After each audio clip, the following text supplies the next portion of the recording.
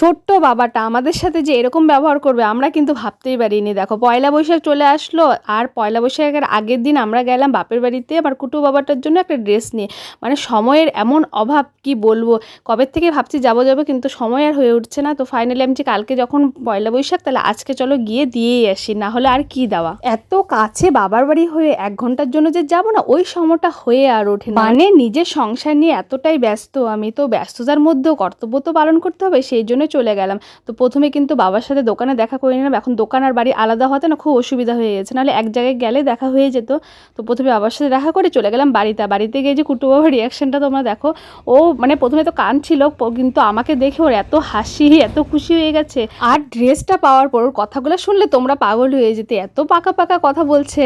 আর ওকে এতটা খুশি দেখে আমি যে কত খুশি হয়েছে সেটা তোমাদেরকে আর ভাষায় প্রকাশ করতে পারবো না। আর এখানে বর্দার কাণ্ডটা দেখো। আর বর্দা মানে কিন্তু সেই বর্দা, মানে ভাইয়ের বইগুলো দেখে এত এক্সাইটেড হয়ে গেছে, নিজের তো এগুলো পড়া শেষ হয়ে গেছে না, তা ভাইকে পড়তে বসিয়ে দিয়েছে। আমি সব এগুলো জানি। আর সব বড় দাদা দিদিদের ক্ষেত্রে কিন্তু এটা হয়ে থাকে, মানে ছোটদেরটা দেখলে নিজেদেরকে যে কত বড় মনে হয় তখন। আর সেই ফিলটাই কিন্তু অভিক নিচ্ছিল, কারণ অভিকের পরে ছোট বলতে আমাদের এই কুটু সোনা, তাই ওর কিন্তু দাদা ফিলটা একটু বেশিই হয়। চলো অনেক গাল গল্প হয়ে গেল, এখন একটু চা খাওয়া যায়, কারণ চা ছাড়া তো সন্ধ্যাবেলা জমে না, আর চাটা খেলে গল্পটা আরো বেশি জনে জমে। শ্রেয়ারারি কিন্তু আমাদের জন্য চা বানিয়ে নিয়ে নিল। চলো আমার ভাস্তাকে তো সবাই চেনো, এখন আমার নতুন একটা ভাস্তির সাথে তোমাদেরকে আলাপ করে দিই। এই হলো আমার নতুন ভাস্তি, আর আমি হলাম ওর নতুন পিপি। কি সুন্দর। আর এই কিউটিটা হলো আমার বাবার বাড়ির পাশের বাড়ির। আর এই পুচকু সোনাকে কোলে নিয়েছি দেখে কিন্তু আমার কুটু বাবা কিন্তু একটা জেলাস ফিল করছে, কিন্তু কিছু আর বলছে না, যেহেতু একটু গিফট পেয়ে গেছে না, তাই মাথাটা একটু ঠান্ডা আছে, না হলে আমার সব চুলগুলো টেনে ছিঁড়ে দিত। আর আমরা যেদিন গিয়েছিলাম না সেদিন ছিল নিরামিষ, তাই আমরা বাইরের কিছু খাবো না দেখে মা দেখো আয়োজন করেছে লুচি আর বাঁধাকপির ঘন্ট।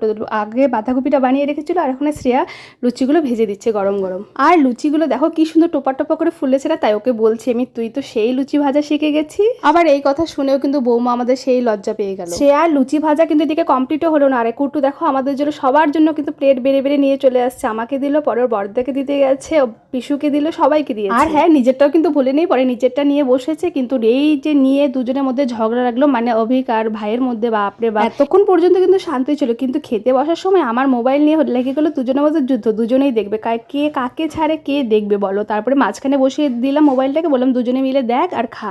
একদমই মিথ্যা কথা বলছি না, লুচিগুলো যেন না এতটা টেস্টি হয়েছিল, আর এত তুলতুলে নরম হয়েছিল না, খাচ্ছিলাম না মনে হচ্ছিল কি লুচি না নানপুরি খাচ্ছি, মানে এতটা নরম তুলতুলে। আর আমরা যেদিন গিয়েছিলাম না সেদিন ছিল মার একাদশী, তাই মা তো লুচি খাইনি, মার জন্য নিয়ে গিয়েছিলাম দই, মিষ্টি দই। আর মাকে বললাম যে রাত্রেবেলা ওটাই খেয়ে নিও। চলো অনেক সুন্দর টাইম স্পেন্ড করলাম, দেখতে দেখতে কিন্তু 1 ঘন্টা হয়ে গেল। এখন বাড়ি ফেরার পালা, তো সবাইকে টাটা বাই বাই দিয়ে বেরিয়ে পড়লাম বাড়ির জন্য। আর জানো তো আসার সময় কুটু সোনাও আমাদের সাথে আসার জন্য জিদ করছিল, কিন্তু ওর মা পরে ওকে বুঝালো যে দাদুর সাথে দেখা করতে যাচ্ছি, দেখা করে আবার আসবো। কিন্তু কিছুক্ষণ পর যখন দেখবে আমি আর আসছি না, তখন আবার জেদ কান্নাকাটি শুরু করে দিবে।